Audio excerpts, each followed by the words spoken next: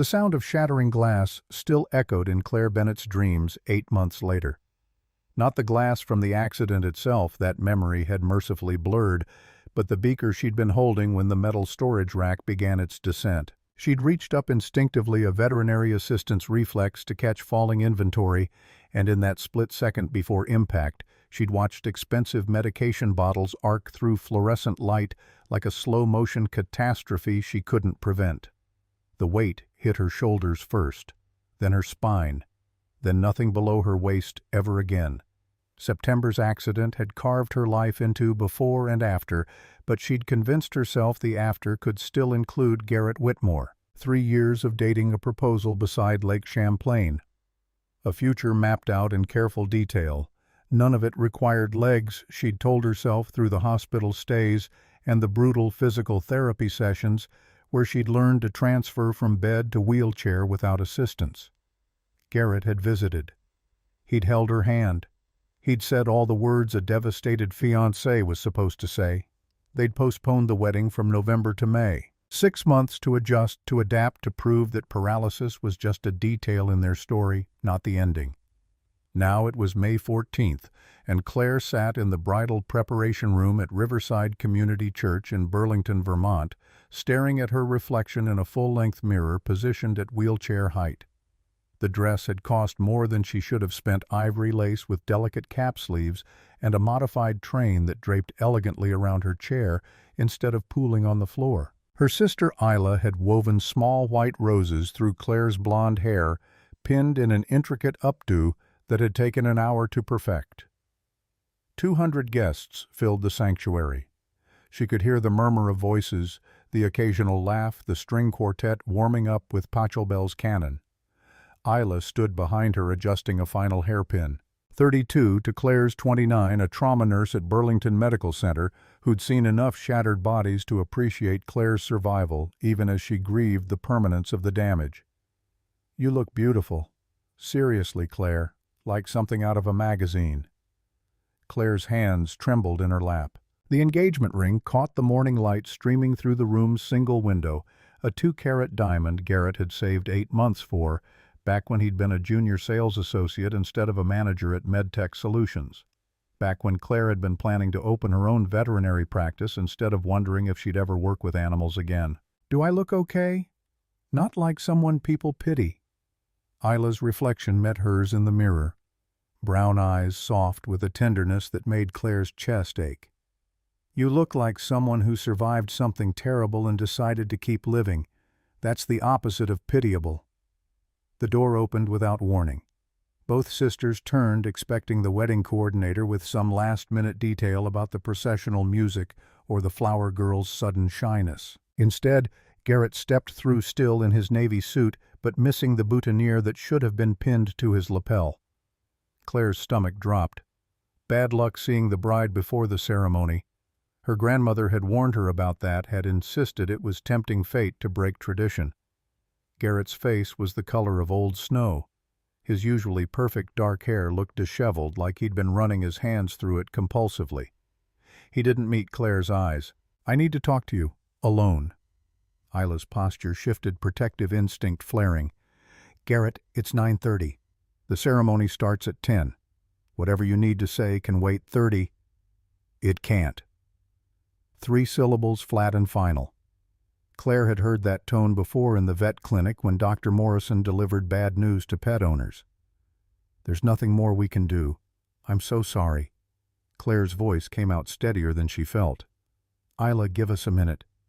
"Claire, please." Her sister hesitated, gaze flickering between them, then stepped into the hallway and pulled the door closed with a soft click that sounded like a gunshot in the sudden silence.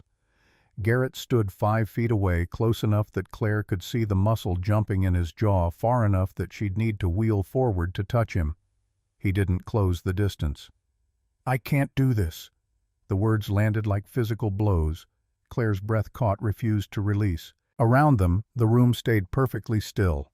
The flowers on the side table, the veil hanging from its hook, the open box of tissues Isla had placed within reach in case of happy tears. "Can't do what?" Her own voice sounded distant, like it belonged to someone else. I can't marry you." Garrett's eyes finally met hers, and what Claire saw there was worse than anger or cruelty. It was relief, the terrible selfish relief of a man unburdening himself regardless of the cost. "I tried. God knows I tried, Claire. 8 months. I visited you every day in the hospital.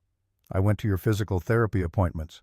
I told myself it didn't matter, that we'd figure it out together." He started pacing a tight circle that kept him out of her reach.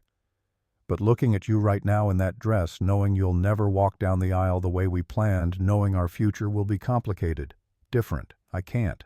I just can't." Claire's hands gripped the armrests of her wheelchair hard enough that her knuckles went white. 8 months of physical therapy had made her upper body stronger than it had ever been.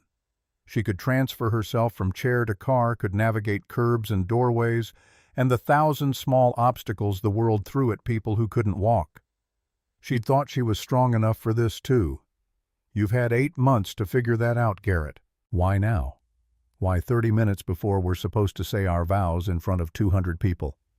Because I kept hoping it would get easier, that I'd wake up one morning and this would all feel normal, that I'd look at you and not see—" He stopped himself, but the damage was done.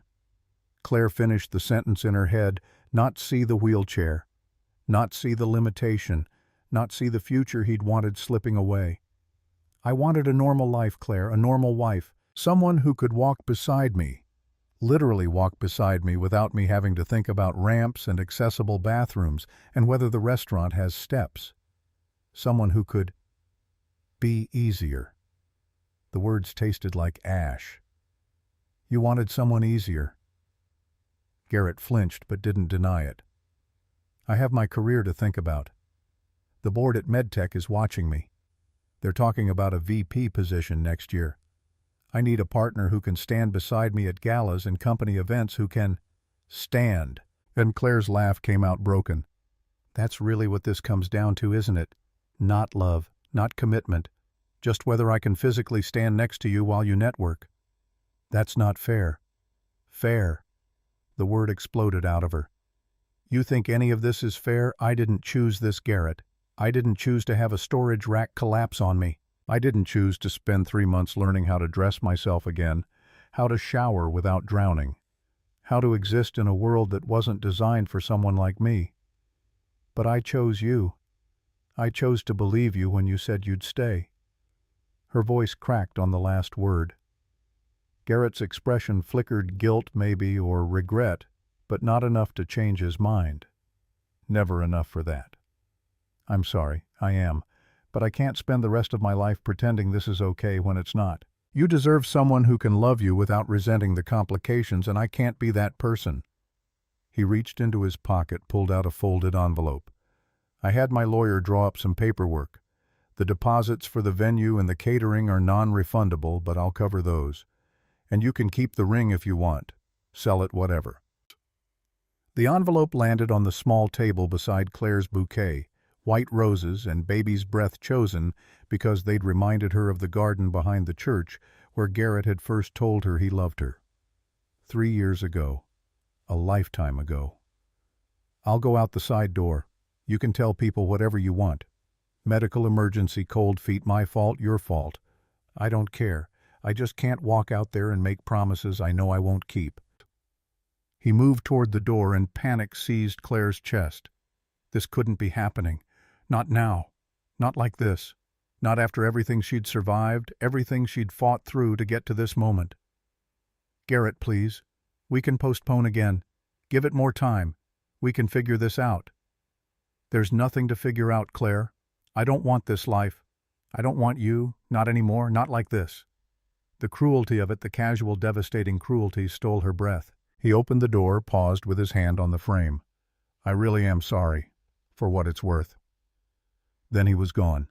Footsteps receding down the hallway, leaving Claire alone in her wedding dress with 200 guests waiting, and a future that had just disintegrated like morning fog. She sat frozen, unable to process what had just happened. The clock on the wall read 9:35. In 25 minutes she was supposed to become Claire Whitmore. In 25 minutes the string quartet would play Wagner's Bridal Chorus, and everyone would stand and turn to watch her entrance. The door flew open. Isla rushed in, face flushed with fury. "That absolute, I just saw him leaving." "Claire, what did he say?" "He can't marry me." The words felt foreign in her mouth, like she was translating from another language. "He said he tried, but he can't." Isla's expression cycled through shock rage and something that looked like murderous intent. "I'm going to kill him. I'm going to follow him to his car and—" "Don't. Claire. Just don't." She looked down at her hands at the engagement ring that suddenly felt like a shackle. "I need you to tell the coordinator there's been an emergency. Tell the guests I don't know. Tell them anything. Tell them the truth if you want. But I can't be here. I can't face 200 people who are about to pity me." "You have nothing to be ashamed of." "He's the one who should be ashamed. He's the one who—" "Isla, please." Claire's voice broke. "I just need to be alone for a minute. Can you do that? Just give me a minute before we deal with all of this." Her sister hesitated, clearly, torn between protective fury and respect for Claire's request. Finally, she nodded. "1 minute, then I'm coming back and we're getting you out of this place and away from all these people." "Okay." Claire nodded, not trusting herself to speak. Isla squeezed her shoulder, once fierce and grounding, then slipped back into the hallway, closing the door with deliberate gentleness. The silence pressed down like physical weight. Claire looked at herself in the mirror again, the carefully applied makeup, the intricate hair, the dress that cost more than 2 months of physical therapy. All of it for nothing. All of it for a man who'd looked at her wheelchair and decided she wasn't worth the inconvenience. Her hands moved to the engagement ring, twisted it slowly. The diamond caught the light, throwing rainbow fragments across the ivory lace. She pulled it off, held it in her palm for a long moment, then set it carefully on the table next to the envelope of legal paperwork she hadn't opened and wouldn't. The church garden called to her. Not the front garden where guests would be arriving, but the side garden, the quiet space enclosed by hedges where she'd sometimes sat during wedding planning meetings when the details got overwhelming. There was a side door accessible that led directly outside. She could make it there before anyone noticed, before Isla came back with well-meaning plans and protective anger. Claire wheeled herself across the bridal suite out into the hallway. The church was old enough that it had been built before accessibility was standard, but they'd made modifications. The side door had a ramp. The hallways were wide enough for her chair. Small mercies in a day devoid of mercy. She pushed through the door into late spring sunshine. The garden was exactly as she remembered, roses in full bloom, white petals scattered across the grass from the morning breeze, wooden benches positioned beneath old oak trees. Empty. Blessedly, completely empty. Claire wheeled herself into the center of the space, surrounded by fallen petals that looked like snow in the green grass, and finally let herself break. The sobs came from somewhere deep and primal, the kind of crying that hurt, that felt like it might tear her apart from the inside. She'd cried in the hospital when the doctors confirmed the paralysis was permanent. She'd cried during physical therapy when her body refused to do things that had once been effortless. But this was different. This was the sound of hope, dying of a future she'd built in her head, crumbling into dust. Garrett had left her. Not because she'd changed as a person, not because they'd fallen out of love, but because her body had become inconvenient. Because standing beside her literally required him to stand beside a wheelchair, and that was too high a price for his carefully constructed career ambitions. Her hands gripped the armrests of her chair, knuckles, white shoulders shaking with each gasping breath. The wedding dress felt like a costume now, a mockery of what this day was supposed to be. Around her the roses bloomed, indifferent to her pain, and somewhere beyond the hedge she could hear voices. Guests arriving, unaware that there would be no ceremony, no celebration, no happily ever after. She didn't hear the footsteps approaching, didn't register another person's presence until a small voice, clear and curious, cut through her tears. "Why are you crying? You look like a princess." Claire's head jerked up. A little girl stood at the garden entrance, maybe 6 years old, with dark curls and enormous brown eyes filled with genuine concern. She wore a yellow sundress and carried a stuffed rabbit under one arm. Behind her a man appeared, tall and lean with sandy hair and the kind of face that suggested he smiled often, though he wasn't smiling now. His expression was startled, apologetic, uncertain. "Bryn, honey, we should—" He noticed Claire's tear-streaked face, the wedding dress, the wheelchair surrounded by rose petals, and stopped mid-sentence. "I'm so sorry. We didn't mean to intrude. My daughter's friend is having a birthday party in the community hall next door. We're early." Claire tried to speak, to tell them it was fine to send them away before she fell apart again in front of strangers. But her throat closed around the words and fresh tears spilled down her cheeks instead. The little girl Bryn took a step forward, undeterred by her father's attempt to redirect her attention. "But why is she sad? Princesses aren't supposed to be sad. Sometimes even princesses have bad days." The man's voice was gentle, directed at his daughter, but clearly meant for Claire too. He crouched down to Bryn's level, still keeping a respectful distance. "Maybe we should give the nice lady some privacy." "But she's crying, Daddy. When I cry, you stay with me. You say nobody should cry alone." Claire let out a sound halfway between a laugh and a sob, out of the mouths of children. She wiped at her face with the back of her hand, smearing carefully applied mascara, she was sure. "It's okay. I'm okay. Or I will be. Eventually." The man stood, studied her with eyes that were kind without being pitying, a distinction Claire had learned to recognize in the 8 months since her accident. "Are you sure? Because you don't look okay. And I say that with respect, not judgment. Today was supposed to be my wedding day." The words came out before she could stop them, stark and terrible in the morning air. "I'm in my dress. The guests are arriving. And my fiancé just told me 30 minutes ago that he can't marry me because I can't walk." Silence, heavy and complete. Then Bryn's small hand slipped into Claire's, warm and slightly sticky from whatever she'd eaten for breakfast. The little girl looked up at her with those enormous eyes, impossibly solemn. "That's really mean. You're very pretty and nice, and he should want to marry you no matter what." The man's jaw tightened, something that looked like anger flickering across his features before he controlled it. He took several steps closer, no longer maintaining that careful distance, and when he spoke his voice carried the weight of someone who understood, who'd lived through his own version of this betrayal. "I'm Lucas Hartford, and I'm sorry that happened to you. Genuinely sorry." Claire looked at him, this stranger who'd stumbled into her worst moment, and saw something in his expression that made her chest ache. Recognition, kinship, the particular exhaustion that came from being abandoned by someone who'd promised to stay. Claire Bennett, or almost Claire Whitmore, or still Claire Bennett. I don't actually know anymore. Lucas glanced at the church, at the guests she could hear gathering, then back at Claire. "Do you have somewhere you need to be right now? Someone waiting for you?" "My sister's inside, probably arguing with the wedding coordinator about how to break the news to 200 people that there won't be a ceremony." Claire's voice cracked. "I just needed a minute alone before facing all of that. Before becoming the story everyone tells about the poor, paralyzed girl who got left at the altar. I understand that feeling more than you might think." Lucas hesitated, then made a decision she could see cross his face in real time. "Bryn, remember how we talked about staying with people when they're sad, about sitting with them so they're not alone?" Bryn nodded vigorously. "Would you like to sit with Claire for a few minutes?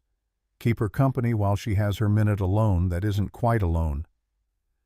The little girl didn't wait for permission. She plopped down on the grass beside Claire's wheelchair, still holding her hand, and started arranging fallen rose petals into careful piles. Lucas looked at Claire, a question in his eyes. "You don't have to stay, really. I'm sure you have somewhere to be, and I'm a complete stranger having a breakdown in a church garden. My wife left me 4 years ago. Well, ex-wife now. She left a note on the kitchen table." Lucas's voice was matter-of-fact, but Claire heard the old wound beneath it. "Said she couldn't handle our daughter's epilepsy, couldn't handle the seizures, the hospital visits, the constant worry. So she chose to leave instead of staying and being scared. Left both of us." The confession hung in the air between them. Claire looked down at Bryn, who was humming softly to herself while organizing petals by size, and felt something shift in her chest. This little girl with seizures had been abandoned by her mother. This man had been left by someone who'd promised forever, and then decided the reality was too difficult. "I'm sorry. That's terrible." It was. Lucas moved closer, not quite sitting, but crouching down so he was at eye level with Claire in her wheelchair. "But I'm not telling you to make this about me.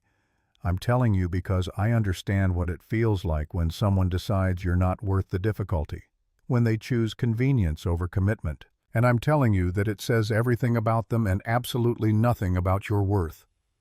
Claire's eyes filled again, but these tears felt different, less like drowning, more like release. "He said he tried, said he really tried for 8 months to be okay with the wheelchair. But looking at me today, knowing I'd never walk down the aisle like we'd planned, he just couldn't do it." "Then he didn't deserve you in the first place. Real love doesn't negotiate. It doesn't try. It just is." Bryn looked up from her pedal arrangements. "Daddy says love means staying even when things are hard. Like when I have seizures and he stays with me even though it's scary.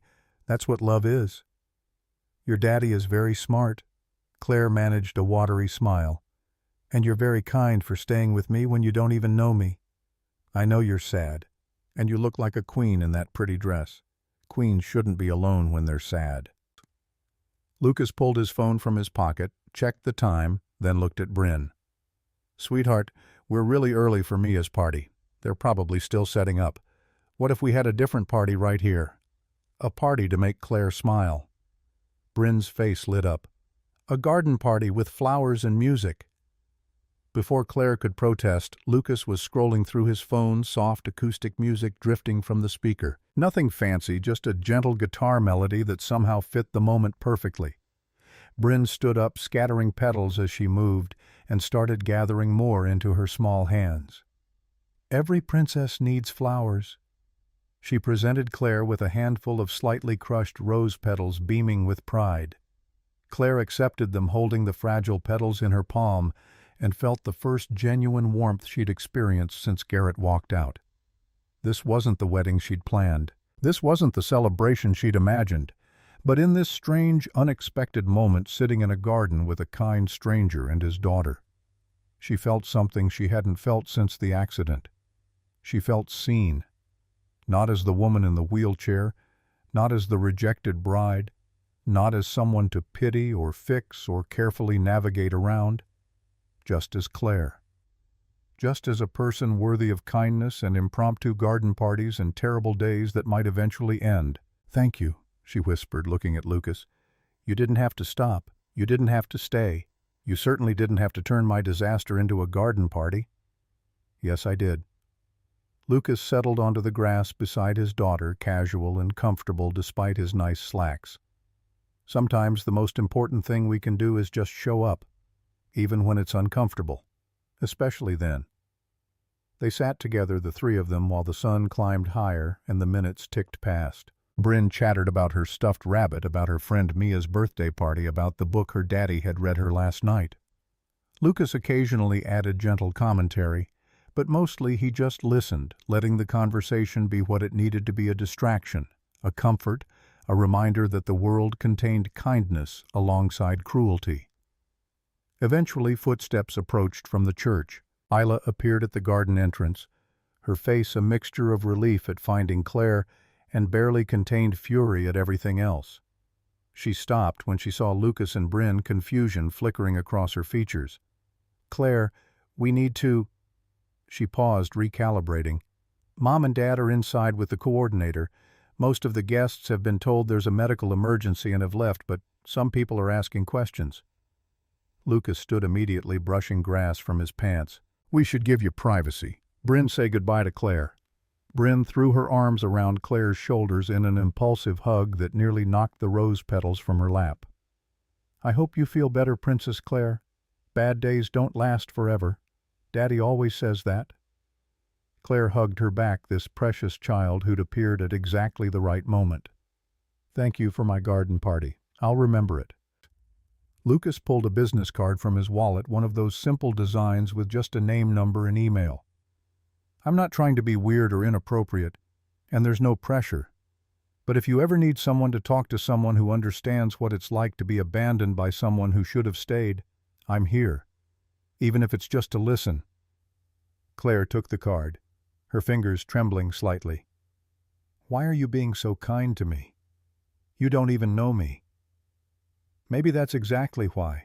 Because sometimes strangers can offer something that people who know us can't. Distance, objectivity, the freedom to be honest without worrying about what they'll think tomorrow.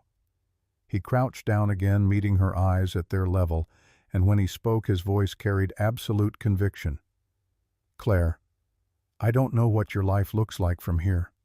I don't know how long it'll take to heal from this, but I know you're going to be okay. I don't know how I know, but I do. And when you're ready, whether that's tomorrow or next month or next year, I hope you'll reach out, because I think you're someone worth knowing. Fresh tears streamed down Claire's face, but they weren't the same tears as before.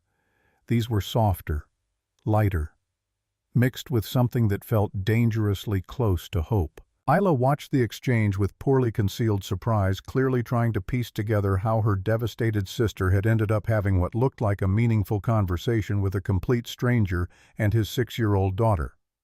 Lucas offered Claire a small, genuine smile. Take care of yourself, Claire Bennett, and remember what happened today doesn't define you. It defines him. He took Bryn's hand and walked toward the garden exit, pausing only when his daughter pulled free and ran back to press something into Claire's palm. A single white rose petal carefully selected from her collection. For when you need to remember that good things can happen in gardens. Then they were gone, disappearing around the hedge, leaving Claire with her sister and a business card and a rose petal, and the strangest feeling that perhaps her world hadn't ended after all. Perhaps it had simply cracked open, letting in light she hadn't expected. Isla moved closer, her expression cycling between concern and curiosity. Who was that? A stranger. Someone who understood. Claire looked down at the business card, Lucas Hartford Software Engineering, followed by a phone number and email. He and his daughter were heading to a birthday party next door. They heard me crying. And they just sat with you. They threw me a garden party. Claire's laugh came out watery but real. His daughter said princesses shouldn't be alone when they're sad. Isla's eyes filled, but she blinked the tears back, replacing them with the practical competence of a trauma nurse who'd learned to compartmentalize emotion when action was required. We need to get you out of this dress and away from here. Mom and Dad are handling the guests. The coordinator is dealing with the vendors. You just need to survive the next hour, and then we can go home and burn Garrett's things in the backyard. Claire looked down at the engagement ring she'd removed sitting on the small table back in the bridal suite, at the envelope of legal paperwork, at the future she'd planned that had disintegrated in the space of a 5-minute conversation. I don't want to go back in there. I don't want to face anyone. You don't have to. There's a ramp out the side door by the parking lot. We can go straight to my car. I already grabbed your regular clothes from the suite. Trust Isla to have thought 3 steps ahead, to have planned the escape route before Claire even knew she'd need one. Claire folded the business card carefully, tucked it into the bodice of her wedding dress right over her heart, and let her sister wheel her toward the exit. As they left the garden, Claire glanced back once at the space where she'd sat with Lucas and Bryn, where fallen rose petals still marked the spot where a stranger had shown her more genuine compassion in 20 minutes than her fiancé had managed in 8 months, where her wedding day had ended and something else, something she couldn't name yet, had quietly begun. 3 days passed before Claire could bring herself to look at Lucas Hartford's business card again. It sat on her nightstand in the apartment she'd shared with Garrett until he'd moved his things out in a single afternoon while she'd been at physical therapy. Isla had been there to supervise, had reported back that he'd taken his clothes, his laptop, his collection of vintage vinyl records, and nothing else. Left the furniture they'd picked out together, the kitchen appliances from their engagement party, the framed photos that Isla had immediately thrown in the trash. The apartment felt cavernous now, full of negative space where a person used to be. Claire spent those first 72 hours fielding calls from relatives who'd heard various versions of what happened. Her mother wanted to fly up from Connecticut, but Claire had talked her down, insisted she was fine, that Isla was taking care of everything. Her father had offered to have a conversation with Garrett that sounded more like a threat than mediation. She'd declined that too. What was there to say? Garrett had made his choice. He'd weighed her worth against his convenience and found her lacking. No amount of paternal intervention would change that fundamental truth.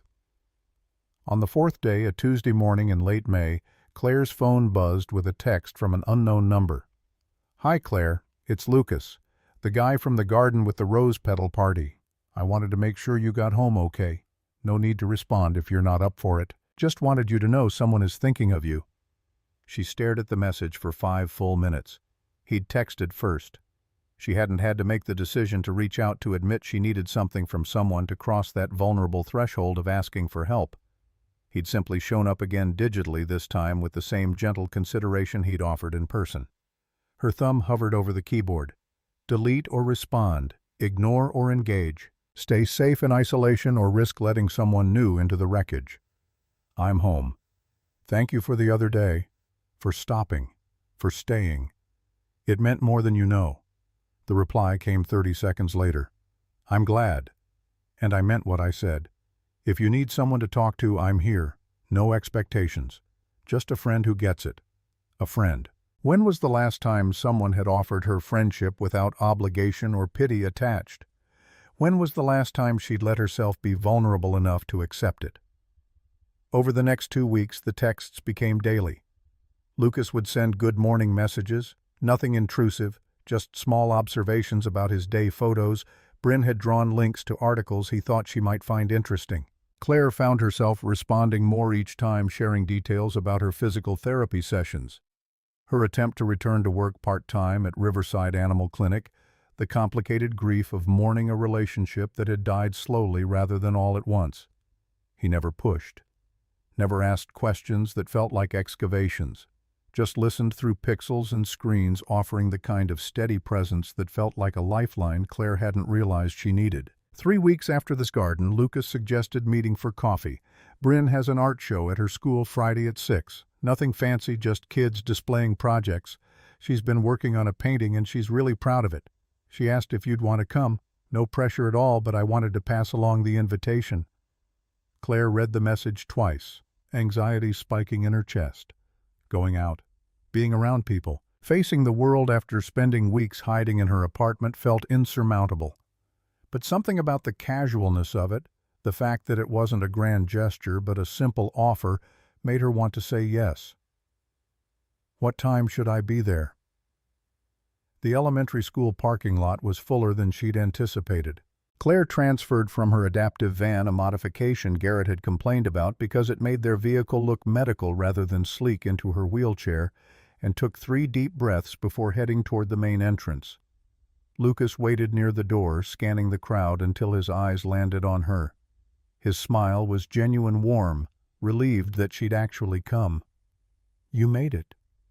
I almost didn't. Sat in the parking lot for 10 minutes trying to talk myself into it. But you're here. That's what matters. He fell into step beside her as they entered the building, navigating hallways decorated with construction paper and finger paintings. Fair warning, there will be juice boxes and very enthusiastic children. I think I can handle that. The gymnasium had been transformed into a makeshift gallery, student artwork displayed on tables with handwritten labels identifying each piece. Parents milled around, admiring their children's creations, cameras ready for documentation. Claire felt a familiar tension in her shoulders, the awareness of being different, of taking up space in a way that made people notice. But Lucas didn't hover or draw attention to the wheelchair. He simply guided her toward a table near the back wall where Bryn's painting sat on a small easel. The piece was abstract swirls of dark blues and grays transitioning to bright yellows and oranges. In the corner, careful child handwriting spelled out the title, When Bad Days End. Bryn spotted them and came running over, her face lighting up like someone had switched on every light in a dark house. Claire, you came... She threw her arms around Claire without hesitation, the kind of unself-conscious affection that made Claire's chest ache. I wouldn't miss it. Tell me about your painting. Bryn launched into an explanation, pointing at the dark colors. These are the bad parts, when people are sad or scared or something hurts. But see the yellow and orange. That's when the bad day is ending and good things start happening, because Daddy always says bad days end. They always do. Claire felt her throat tighten. Your daddy is very smart. This is beautiful, Bryn. Really beautiful. The little girl beamed, then grabbed Claire's hand. Come meet my friends, I told them about you. Before Claire could process what was happening, she was being introduced to a cluster of 6-year-olds who accepted her wheelchair with the breezy indifference of children who hadn't yet learned to make assumptions about disability. They wanted to know if she liked unicorns, if she'd seen the new animated movie about talking dogs, if she could do a wheelie in her chair. Lucas watched from a few feet away, giving Claire space but staying close enough to intervene if needed. When a few parents gave curious looks, he didn't explain or make excuses, just stood there with his daughter and her friend, treating the moment like it was the most natural thing in the world. After the art show wound down, Lucas walked Claire to her van. The parking lot had emptied, evening settling in with that particular quality of light that made everything look softer. "Thank you for coming. Bryn hasn't stopped talking about you since the garden. She's an amazing kid. You're doing something very right." "I'm doing my best. That's all any of us can do." Lucas hesitated, hands in his pockets, the posture of someone working up courage. "Can I ask you something?" "Anything." Why did you come tonight? You could have made excuses. You don't owe us anything." Claire considered the question, trying to articulate something she barely understood herself. "Because 4 weeks ago, when I was at my absolute lowest, you didn't walk past. You sat down. And I think maybe I needed to prove to myself that I could show up too, that I wasn't going to let what Garrett did turn me into someone who hides forever." "You were never someone who hides. You're someone who survived something terrible and is figuring out how to keep living. There's a difference." They stood in comfortable silence for a moment, the kind that didn't demand filling. Then Lucas pulled out his phone, checked something, looked back at her with an expression she couldn't quite read. "I should let you go. But Claire, I'm glad you're here. In Burlington, in my life, in Bryn's life. I know that probably sounds strange coming from someone who barely knows you, but it's true." "It doesn't sound strange." Claire surprised herself by reaching out, touching his arm briefly. "It sounds like exactly what I needed to hear." Over the following weeks, their connection deepened. Lucas invited Claire to casual outings, a farmer's market on Saturday morning, a free concert in the park, dinner at his apartment, where Bryn proudly showed off her room decorated with stuffed animals and glow-in-the-dark stars. Claire found herself relaxing in ways she hadn't since the accident, laughing at Bryn's terrible jokes, debating movie preferences with Lucas, feeling less like a tragedy and more like a person. 8 weeks after the garden, Claire returned to work at Riverside Animal Clinic part-time. Dr. Morrison had adapted her old position, created tasks she could handle from her wheelchair, client consultations, medication management, post-operative monitoring. The animals didn't care that she couldn't walk. They just cared that she was gentle with them, that her hands were steady and her voice was calm. Lucas and Bryn showed up on her second week back, ostensibly to ask about adopting a rescue dog, but really to offer support disguised as casual interest. Bryn fell in love with a senior beagle named Biscuit, who had arthritis and moved slowly but had kind eyes and a tail that never stopped wagging. "Can we, Daddy? Please? He needs a home and we have a home and he looks lonely." Lucas met Claire's eyes over his daughter's head, a question there. She nodded slightly. The dog was gentle, well-trained, perfect for a family with a child who had seizures. "Let's talk to Claire about what Biscuit needs and see if we can give him that okay." They left an hour later with adoption paperwork and a dog bed, Bryn chattering non-stop about how she'd teach Biscuit tricks and read him stories. Lucas lingered for a moment before following his daughter to the car. "Thank you. For this. For all of it. You're giving a senior dog a home. I should be thanking you." "I meant for being in our lives, for showing up even when it's hard, for letting us be part of your healing." Claire's chest tightened with something that felt dangerously close to belonging. "You made it easy to show up."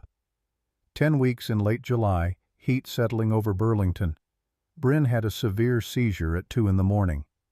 Claire's phone buzzed on her nightstand, Lucas's name on the screen. She answered before the second ring. "I'm sorry to call so late.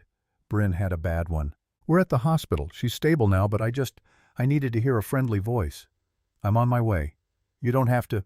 I'm on my way." Claire dressed quickly, transferred to her van, and drove through empty streets to Burlington Medical Center.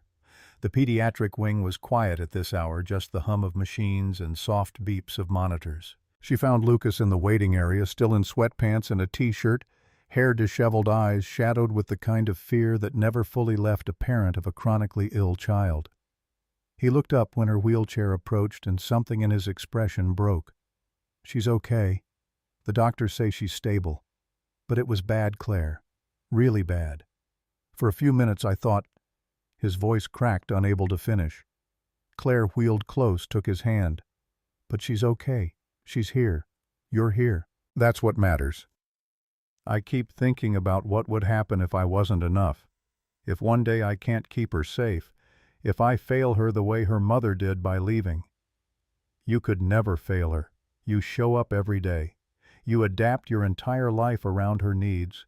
You love her unconditionally. That's not failure, Lucas. That's the opposite of failure."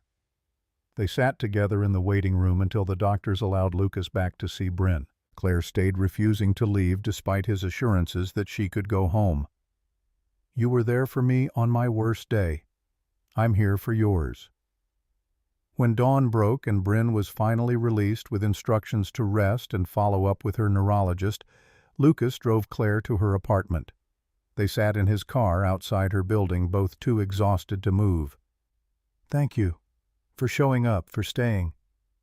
That's what friends do." But as she said it, Claire realized with startling clarity that friend wasn't the right word anymore. Somewhere between the garden and the art show and the animal clinic and this hospital waiting room, something had shifted. She was falling for Lucas Hartford, for his kindness, his patience, his steadfast presence, for the way he'd seen her at her lowest and hadn't turned away, for the way he'd made space in his life for her pain without expecting her to be anything other than exactly what she was. And that terrified her. Because what if, like Garrett, Lucas eventually decided that being with someone in a wheelchair was too complicated, too difficult, too much? What if she opened her heart again and it got destroyed a second time? Lucas seemed to sense the shift in her mood. "You okay?" "Just tired. It's been a long night." He didn't push, just nodded and helped carry her wheelchair from his trunk to her front door. Before leaving, he turned back. "Claire, I want you to know something. What we have, this friendship, or whatever it's becoming, it's real to me. It matters to me. You matter to me. You matter to me, too." The words hung between them, heavy with things neither was ready to say. Then Lucas left, and Claire wheeled inside and sat in the dark apartment thinking about risk and trust and whether she had the courage to try again. The following weeks found them settling into a rhythm that felt increasingly domestic. Lucas would bring Bryn over for dinner and they'd cook together, or rather Lucas and Claire would cook while Bryn set the table and provided running commentary. Biscuit would curl up at Claire's feet, the senior beagle claiming her as his favorite human, despite technically belonging to the Hartfords. On a Saturday in early August, they spent the afternoon at a local park. Bryn ran around collecting acorns while Lucas and Claire sat on a bench watching clouds drift across summer sky. Lucas's voice was quiet when he spoke, almost hesitant. "Can I ask you something personal?" Claire braced herself. "Okay. That day at the church when I met you, you were at the absolute lowest point. And look at you now. You're working again. You're smiling. You're living. How did you do it?" She thought about the question, really considered it. The physical therapy sessions where she'd wanted to quit. The nights crying alone in her apartment. The slow, painful process of rebuilding a sense of self that didn't depend on Garrett's validation or her ability to walk. "Honestly, Lucas looked surprised. "Me. You showed me that I was worth showing up for. Garrett taught me that I was a burden, that loving me required too much sacrifice. But you just kept being there. No drama, no grand gestures. You texted every morning. You invited me to normal things. You treated me like a person instead of a tragedy. And gradually I started to believe that maybe I wasn't as broken as I thought. Claire, you were never broken. Hurt, yes. Changed, definitely, but never broken." She turned to face him, fully heart-hammering. "Can I tell you something that might be wildly inappropriate?" "Yes." "I didn't stop in that garden just to be kind. I mean, I did, but it became something more." His eyes held hers with an intensity that made her breath catch. Over these past months, getting to know you, seeing who you are when you're not in crisis, I've realized something. What? I'm falling in love with you. The world seemed to tilt. Claire's chest constricted, hope and fear warring inside her. Lucas, I know that might be too much too soon. I know you're still healing from what Garrett did. I know there are 1,000 reasons why this is complicated, but I needed you to know because I don't want to be your friend anymore, Claire. I want to be more, and I need to know if that's even a possibility or if I should. She kissed him, leaned forward in her wheelchair and pressed her lips to his, cutting off whatever self-deprecating conclusion he'd been building toward. The kiss was soft, tentative, layered with months of accumulated trust and affection and the particular courage it took to risk heartbreak again. When they pulled apart, Lucas's eyes were bright. So that's a yes. Yes, it's a possibility. Yes, I'm falling for you too. Yes to all of it. Bryn chose that exact moment to run back over, waving a particularly large acorn. Look what I found, it's huge. She stopped, noticing the way they were looking at each other. Why are you both smiling so big? Because today is a very good day. Lucas pulled his daughter into a hug while keeping one hand intertwined with Claire's. Bryn studied them seriously, then her face broke into a knowing grin. Finally, I've been waiting forever for you two to kiss. Both adults laughed, and Claire felt something she hadn't felt in almost a year complete. Not because a man loved her, but because she'd survived abandonment and rebuilt herself into someone capable of accepting love without questioning her worth. Because she'd learned that strength wasn't about standing up, it was about moving forward despite everything trying to keep you down.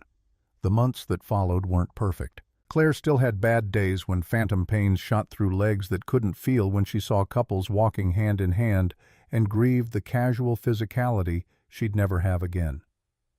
Lucas had moments of exhaustion from single parenthood nights when Bryn's seizures left him hollowed out with fear.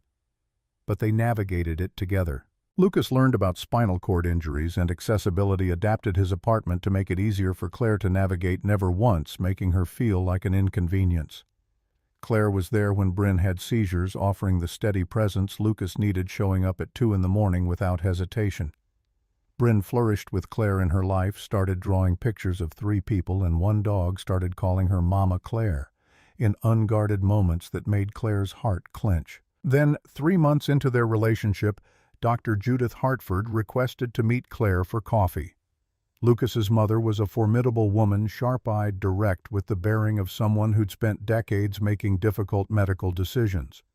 She'd retired from pediatrics 2 years earlier, but still carried herself with clinical precision. They met at a cafe near the hospital where Judith had practiced. The older woman ordered black coffee and studied Claire with the kind of assessment that felt like being X-rayed. I wanted to meet you properly. Lucas has spoken about you quite a bit, and Bryn won't stop talking about her Mama Claire. They mean a lot to me, both of them. Judith's expression didn't soften. My son has been through enough pain. He put his life on hold to raise Bryn after Cassandra left. He's sacrificed career opportunities, social life, everything to be the parent she needs. I won't stand by and watch him get hurt again. Claire kept her voice steady despite the anxiety spiking in her chest.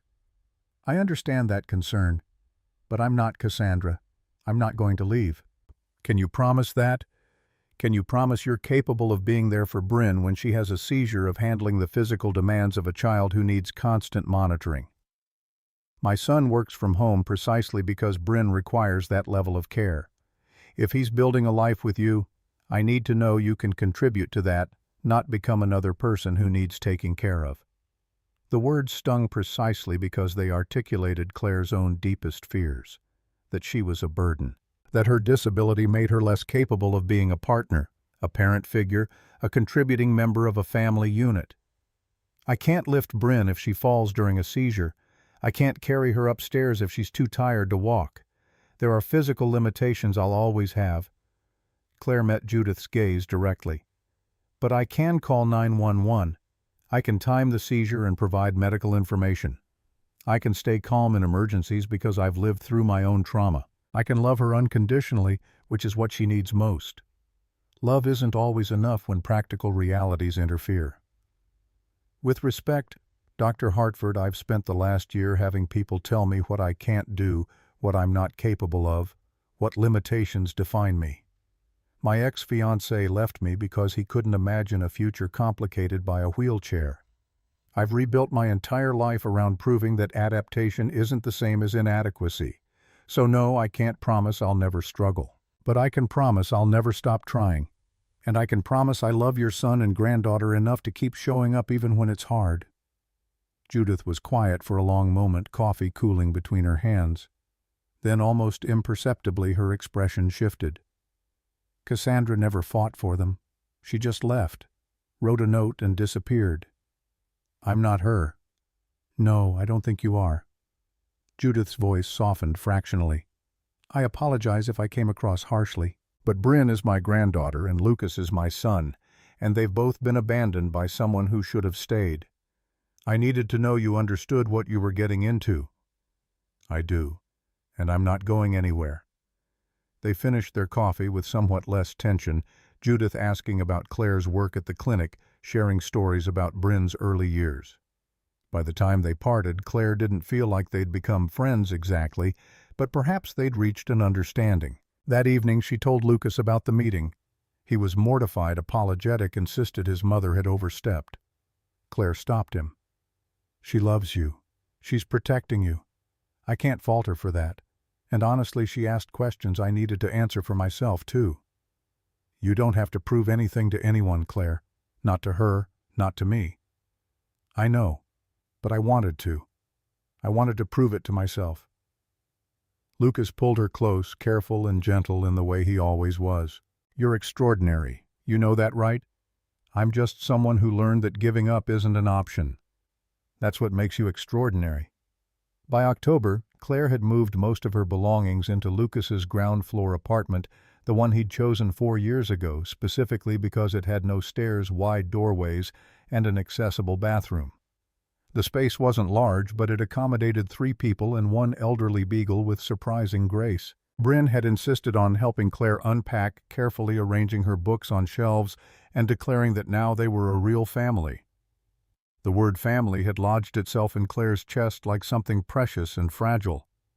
She'd lost the family she thought she was building with Garrett, had spent months grieving not just the man, but the future they'd planned: children, a house with a yard, Sunday mornings reading the paper together. Lucas and Bryn weren't a replacement for that vision. They were something entirely different, something she hadn't known to want until it appeared in a church garden surrounded by fallen roses. Lucas's software engineering work allowed him complete flexibility meetings conducted via video call while Bryn played nearby or while he monitored her during the day. He'd turned down contracts that required travel, had structured his entire professional life around being present for his daughter. Claire watched him navigate conference calls while simultaneously preparing lunch, helping with homework, checking Bryn's medication schedule, and she understood what Judith had meant about sacrifice. But it never felt like sacrifice when Lucas looked at her. It felt like choice, like he'd chosen this life deliberately and would choose it again every single day. Claire had returned to full-time hours at Riverside Animal Clinic by November. Dr. Morrison, creating a role that played to her strengths: patient care, surgical assistance when possible, client education. The physical adaptations required weren't complicated. Lower examination tables, a hydraulic lift for larger animals, reorganized medication storage. The animals responded to her touch, her voice, the calm competence she brought to their fear and pain. One afternoon in mid-November, she was monitoring a golden retriever's recovery from a minor surgery when her phone buzzed. Unknown number. She almost ignored it, then reconsidered and answered. "Claire Bennett." The voice was male, vaguely familiar, but not immediately placeable. Claire shifted her phone to her other ear, keeping one hand on the retriever's flank to monitor breathing. "This is Claire. It's Garrett." Her stomach dropped. 5 months since the garden. 5 months of rebuilding her life around the hole he'd left. 5 months of learning to exist without the constant weight of his judgment, his barely concealed frustration with her limitations, his careful avoidance of anything that might make their life together look different from the normal he'd wanted. "I don't have anything to say to you." Please don't hang up. I just need 5 minutes. That's all I'm asking." Claire glanced at the surgical recovery room door, calculating whether she could end this call before it became something that ruined her afternoon. But curiosity won out, a terrible self-destructive curiosity about what could possibly compel him to reach out after months of silence. "You have 3 minutes. I'm at work." "I made a mistake." Garrett's voice carried a quality she'd never heard before, genuine regret maybe, or something that sounded like it. "Leaving you at the church. Ending things the way I did. I've spent the last 5 months realizing how badly I screwed up." "Good. You should realize that. You should spend the rest of your life realizing that." "Claire, please. I want to try again. I want to make this right." The audacity of it stole her breath. She actually laughed, sharp and humorless. "You want to make it right? You left me in a wedding dress 30 minutes before our ceremony because I use a wheelchair. You told me you wanted a normal wife. Those were your exact words." I panicked. I was scared. I didn't know how to handle everything that had changed, and instead of being honest about my fears, I ran. But I've had time to think, to understand what I threw away. We had 3 years together, Claire. That has to mean something. It meant something. Past tense. You made sure of that when you walked out. I'm asking for a second chance. To prove I can be better, that I can be the person you needed me to be." Claire's grip tightened on her phone. "Why now, Garrett? It's been 5 months. What happened to the normal wife you wanted? The one who could walk beside you at company galas?" Silence stretched across the line, and in that pause Claire understood. Something had fallen apart for him. Some relationship or opportunity or carefully constructed plan had crumbled, and now he was backtracking, trying to reclaim what he'd discarded. "Devin mentioned he saw you at the farmer's market a few weeks ago. He said you looked happy, that you were with someone." There it was. Not regret, not genuine remorse, but jealousy. The realization that Claire had moved on, had built a life that didn't include him, had maybe found someone who could offer what he'd been incapable of giving. "I am with someone. Someone who sees my wheelchair as just another detail, not an insurmountable obstacle. Someone who doesn't flinch when he has to help me with things. Someone who chose to stay instead of running when life got complicated." "Do you love him?" The question hung between them, weighted with everything Garrett had destroyed and everything Claire had rebuilt from those ruins. She thought about Lucas in the hospital waiting room at 2 a.m. Lucas teaching Bryn to be gentle with Biscuit's arthritis. Lucas adapting his entire apartment without being asked, just quietly making space for Claire's life to fit comfortably inside his own. "Yes, I love him. More than I ever loved you, actually, because he taught me what love is supposed to look like. It's not supposed to negotiate. It's not supposed to try. It just is." "Claire." "We're done, Garrett. We were done the moment you walked out of that bridal suite. I just hadn't accepted it yet, but I accept it now. I've moved on. You should too." She ended the call before he could respond, hands shaking with adrenaline and something that felt like liberation. The golden retriever whined softly, sensing her distress. Claire stroked the dog's head until her breathing steadied. That evening she told Lucas about the call. They were making dinner together, or rather Lucas was making dinner while Claire chopped vegetables from her wheelchair at the accessible counter he'd installed. Bryn was in the living room teaching Biscuit to shake hands, a process that involved more treats than actual learning. Lucas's jaw tightened when she described Garrett's request for a second chance. "What did you tell him?" "That I'd moved on. That I'm with someone who actually knows how to love people." "Good." He set down his knife, turned to face her fully. "But are you okay? That must have been hard to hear, even if you're over him." It was strange more than hard, like hearing from a person I used to know in another life. "He's not the man I thought he was, and I'm not the woman he left behind anymore. We're just two people who used to share space and now don't." Lucas moved closer, crouched down so they were eye level, a gesture he'd made that first day in the garden and had repeated countless times since. "You're extraordinary, you know that. The way you've rebuilt yourself, the strength it takes to keep moving forward. I'm in awe of you." "I'm just doing what I have to do." "No, you're doing what you choose to do. There's a difference. You could have stayed broken. You could have let what he did define the rest of your life, but you didn't. You kept going. That's not survival, Claire. That's triumph." She kissed him slow and deliberate, tasting garlic and rosemary and the particular flavor of being loved without conditions.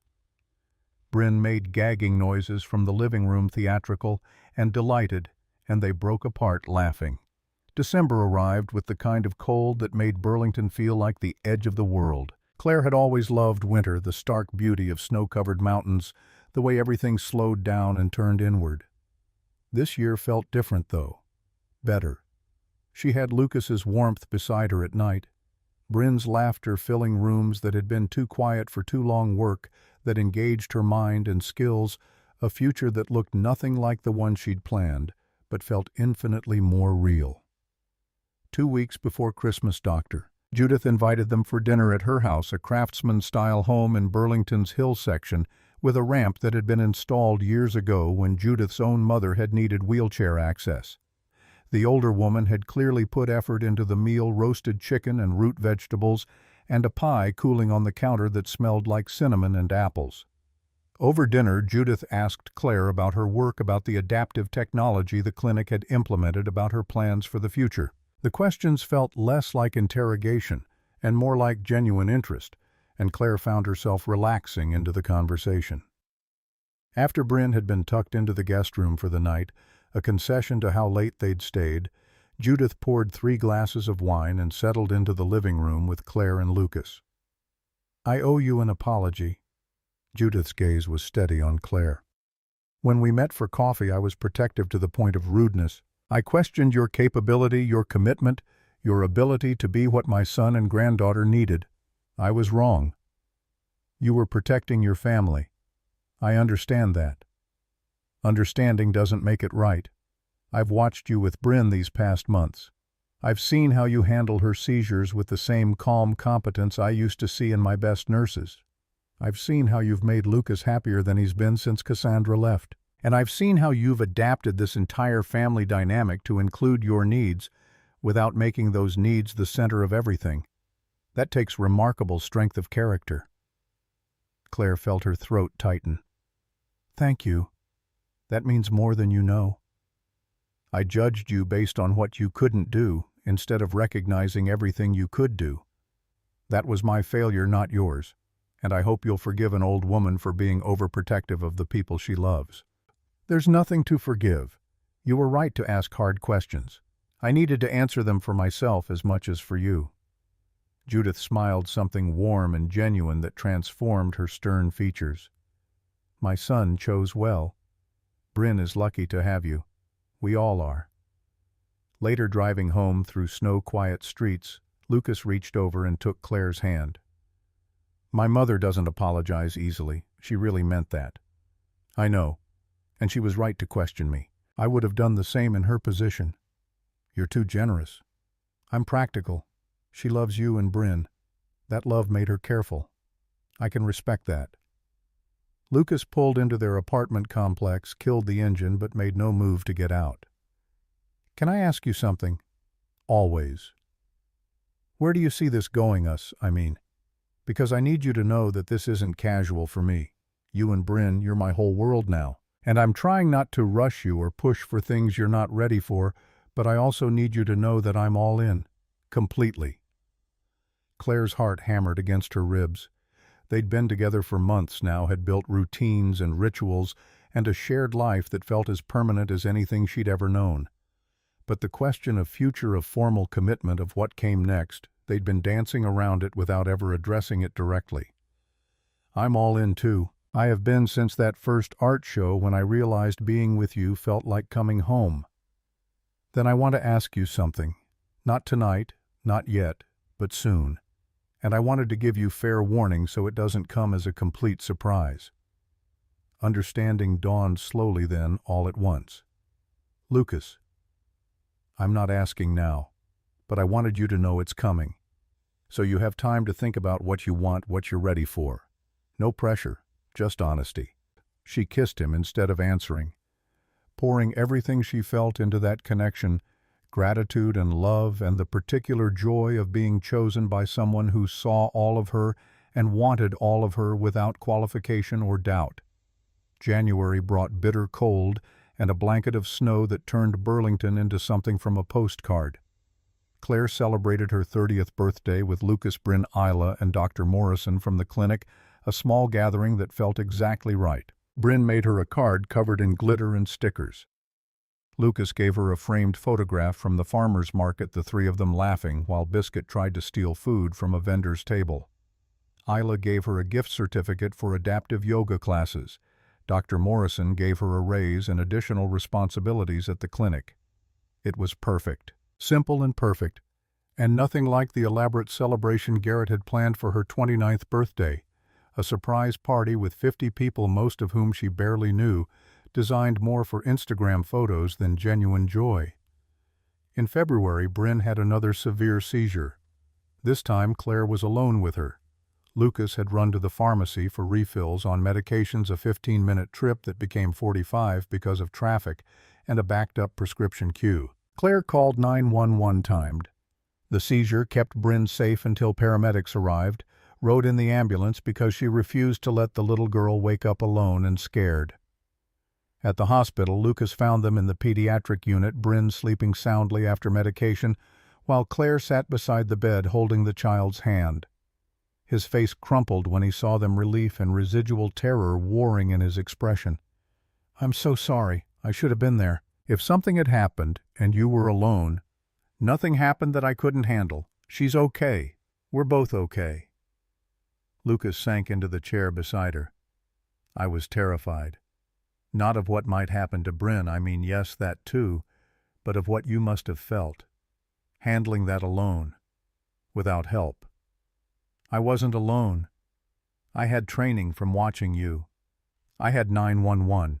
I had every tool I needed, and I had Bryn who needed me to stay calm so she wouldn't wake up scared. That was enough." He looked at her with something that transcended gratitude or relief. "You're incredible.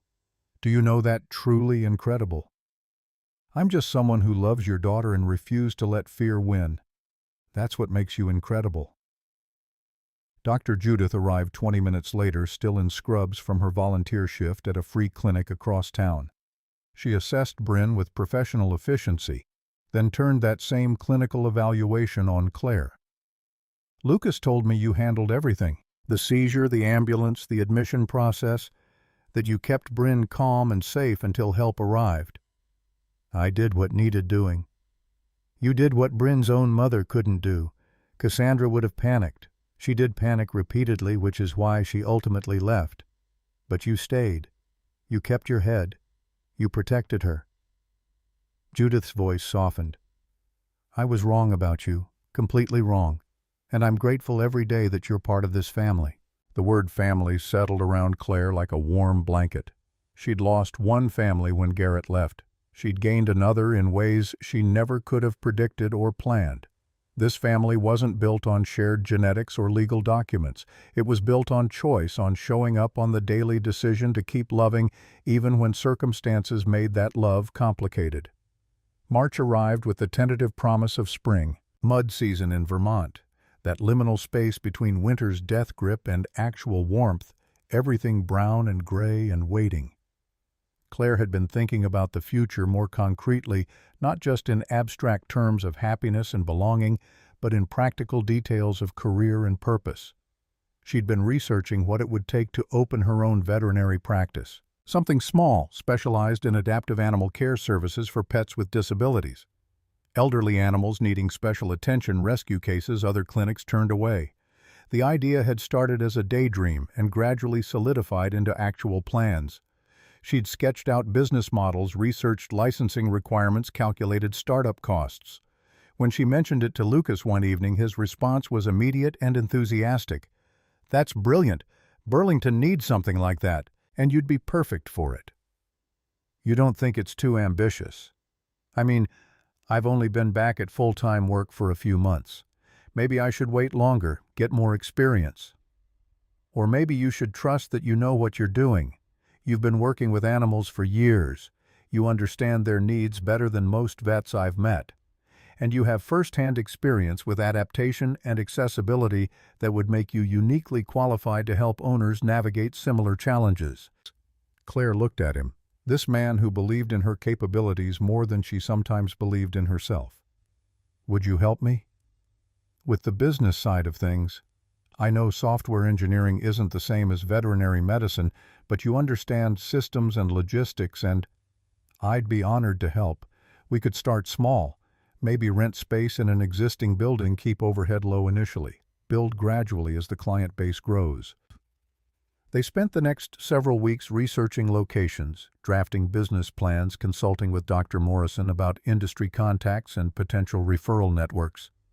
It felt like building something real, something permanent, something that would outlast whatever challenges came next. On a Saturday in mid-March, Lucas suggested they return to Riverside Community Church. The request caught her off guard, sent anxiety spiking through her chest. Why would we go back there? Because I think you need to. Because that place holds too much power over you, and I want to help you reclaim it. Because the worst thing that ever happened to you occurred there, and I think you need to prove to yourself that it doesn't own you anymore. I don't know if I can. I'll be with you, the whole time, and if you get there and can't handle it, we'll leave. But Claire, you survived a car accident that should have killed you. You rebuilt your life after someone you loved abandoned you at your most vulnerable. You can walk back into that church and remind yourself that you're stronger than anything that place represents. She agreed because he was right, because avoidance was just another kind of prison, because she'd spent months learning that healing required facing things that terrified her. The church looked different in March light, less manicured, the gardens dormant, everything waiting for spring to breathe life back into frozen ground. Lucas held her hand as they approached the side garden where they'd first met, where Claire had sat in her wedding dress, believing her life had ended. The space was smaller than she remembered, just a patch of grass surrounded by rose bushes that would bloom again in a few months. Benches that had held her grief and Lucas's unexpected kindness. Nothing magical or transformative about it, just a garden behind a church in Burlington, Vermont. You okay? Lucas's voice was gentle beside her. Yeah, actually, I am. Claire looked around, really looked and felt nothing. No overwhelming sadness, no residual trauma, just neutrality. This is just a place. It doesn't mean anything except what I let it mean. What do you want it to mean? She considered the question seriously. This was where Garrett had destroyed her world, but it was also where Lucas had appeared, where Bryn had offered rose petals and called her a princess, where strangers had shown her more genuine compassion than the man who'd claimed to love her. I want it to mean that endings can be beginnings, that the worst day of your life might actually be the doorway to something better, that sometimes you have to lose everything to figure out what you actually need. Lucas knelt down on the dormant grass, muddy and cold, completely unconcerned with his jeans. He pulled a small velvet box from his jacket pocket, and Claire's breath stopped entirely. I told you I'd give you fair warning, that I wouldn't surprise you, but I needed to do this here in the place where we met, where you were broken, and I was just a stranger who decided to stay. Because I want you to remember that this garden gave you me, gave us each other. And I want to transform it from a place of pain into a place of promise. He opened the box. The ring inside was simple white gold with a single modest diamond. Nothing like the ostentatious engagement ring Garrett had given her. This one was understated, elegant, exactly right. Claire Bennett, you are the strongest, most resilient, most extraordinary person I've ever known. You taught Bryn what it means to keep going when things are hard. You taught me what it means to love someone unconditionally, without reservation, without keeping score. You made our family complete in ways I didn't know it was incomplete. I don't want to imagine my life without you in it. Will you marry me? Tears streamed down her face, but they weren't sad tears. They weren't even happy tears exactly. They were something else, cathartic, transformative, the physical manifestation of old wounds finally healing. Yes. Yes, absolutely yes. He slipped the ring onto her finger, kissed her with everything they'd built together in the months since that first garden meeting. When they finally broke apart, both of them were crying, both of them laughing, both of them muddy from kneeling in March slush. I have one more surprise. Lucas pulled out his phone, texted something quickly. 30 seconds later, Bryn appeared around the hedge, holding a sign she'd clearly made herself decorated with drawings of roses and hearts and stick figures. "Will you be my mama forever?" Claire sobbed outright, then reaching for Bryn, pulling the little girl into a fierce hug that conveyed everything words couldn't. "Yes, sweetheart. Forever and always. I promise." Bryn threw her arms around Claire's neck. "Good. Because I already made you a Mother's Day card, and it would be weird to give it to you if you weren't really my mama." Lucas joined the embrace. The three of them tangled together in a muddy church garden that had once represented the ending of Claire's old life and now marked the beginning of something infinitely better. They set the wedding date for August, exactly 1 year and 3 months after the ceremony that never happened. Claire wanted it at the same church, same garden, reclaiming that space completely. They'd keep it small this time, 50 people instead of 200, intimate instead of ostentatious, real instead of performed. The months between engagement and wedding passed in a blur of planning and preparation. Claire and Lucas found a small commercial space on the outskirts of Burlington, affordable rent, good bones, plenty of room for the adaptive modifications they'd need. Lucas helped her navigate business licensing while she worked with contractors on accessibility features. Lower examination tables, hydraulic lifts, ramps, automatic doors. Everything designed to accommodate both disabled pets and disabled owners. In May, they signed the lease. In June, they began renovations. In July, Bennett's Haven Veterinary Care opened its doors with a soft launch, just a handful of clients, Doctor. Morrison had referred rescue organizations looking for a vet who understood special needs animals' word-of-mouth referrals from the adaptive community. Claire's first client was a veteran with PTSD and a 3-legged German shepherd named Atlas. The man navigated the clinic in his own wheelchair, visibly relieved to find someone who understood the particular challenges of caring for an animal when your own mobility was compromised. "Most vets look at me like I'm crazy for keeping him, like a disabled person can't handle a disabled dog." Claire smiled, scratched Atlas behind his ears. "Most vets are wrong. Let's figure out what you both need to thrive." By the time August arrived, the practice had 12 regular clients and a growing reputation for compassionate adaptive care. Claire felt something she hadn't felt since before the accident, purposeful, useful, like she was contributing something meaningful to the world. The morning of the wedding, she woke in Isla's apartment. Tradition dictated she and Lucas spend the night apart, and felt nothing but peace. No anxiety, no second-guessing, no fear that history would repeat itself. Just certainty that she was making the right choice with the right person for all the right reasons. Isla helped her into a simple ivory dress, tea-length and elegant, designed specifically to drape beautifully around her wheelchair. No elaborate updo this time, just her hair loose around her shoulders with small white flowers tucked behind one ear. Minimal makeup because she wanted Lucas to see her, actually see her, not some polished version of herself. "You ready?" Isla's eyes were bright with unshed tears. "More ready than I've ever been for anything." The church garden had been transformed. White roses everywhere in vases strung in garlands scattered on the grass, just like they'd been 15 months ago when Claire had sat here crying.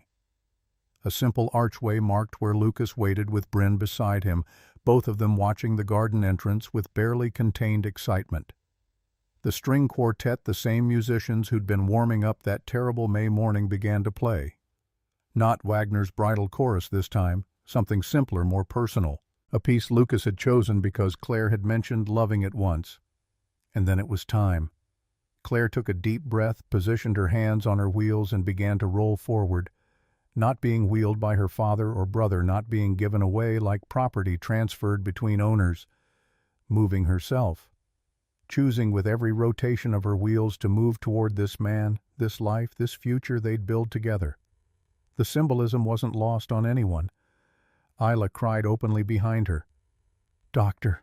Judith pressed a handkerchief to her eyes. Even stoic Dr. Morrison looked suspiciously emotional from his seat in the third row.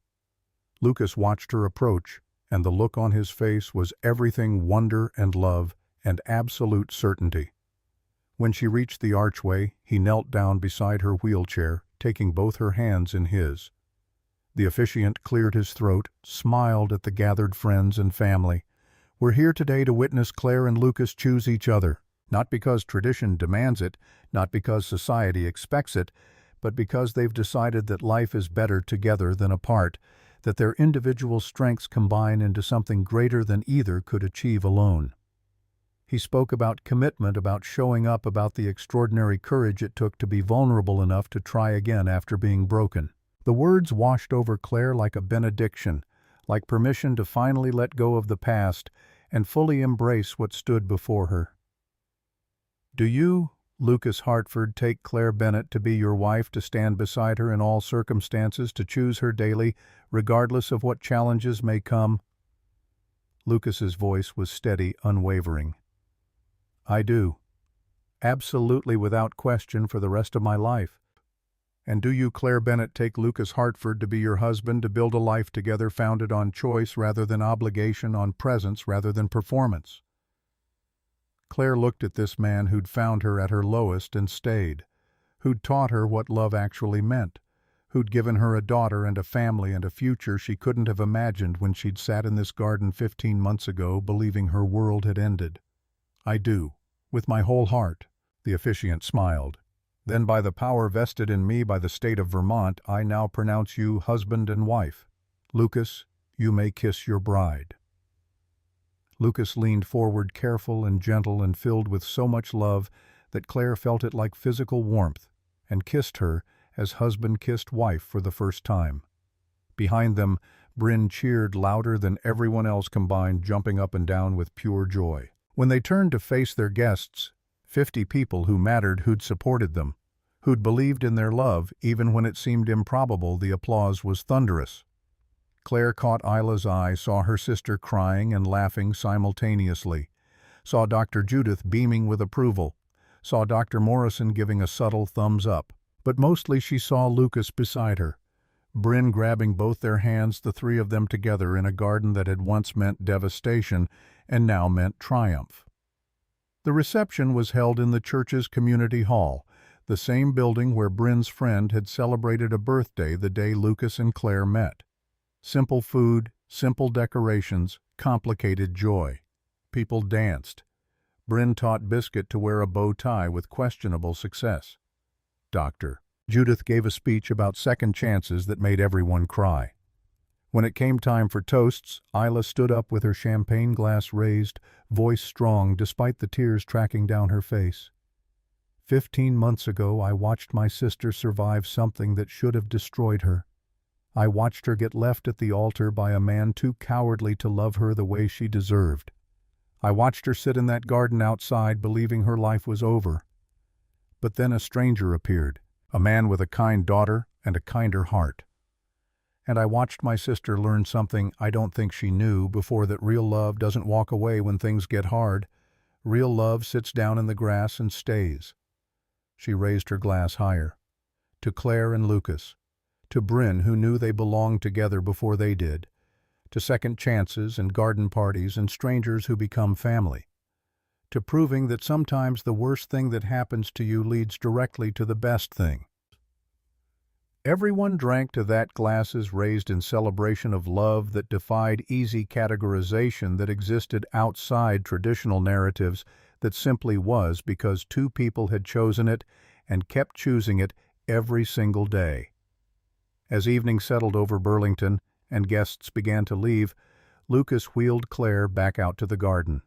Just the two of them this time, the space quiet except for distant sounds of the reception winding down inside. They sat together where they'd sat 15 months ago.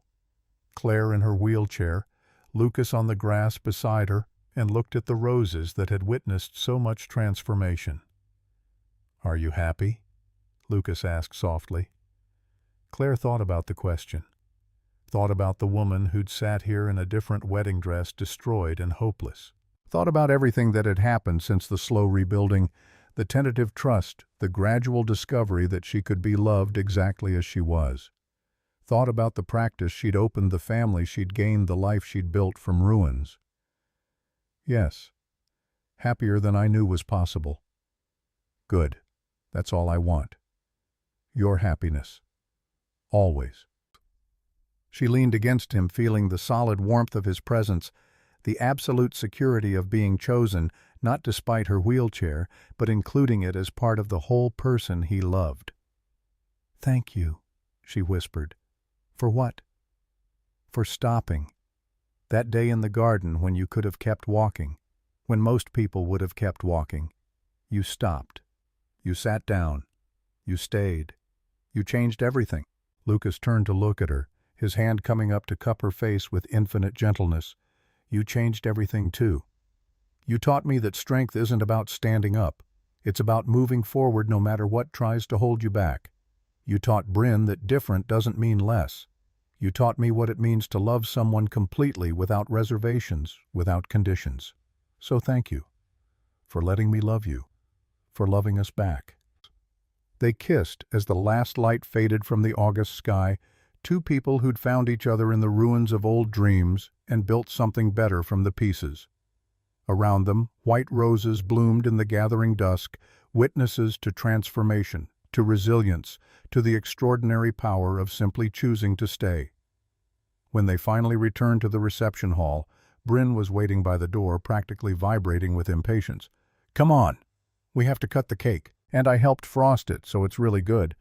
Claire laughed, letting her daughter, because that's what Bryn was now officially and completely, pull her back inside to celebration and cake and the beginning of their life together as an official family. Later, much later, when the reception had ended and they'd returned home, not to Lucas's apartment anymore, but to a small house they'd found together, fully accessible, with a yard big enough for Biscuit and Bryn, and whatever future might hold. Claire stood at the bedroom window looking out at Burlington's lights. Lucas came up behind her, wrapped his arms around her shoulders. "What are you thinking about?" "About how 15 months ago I thought my life was ending.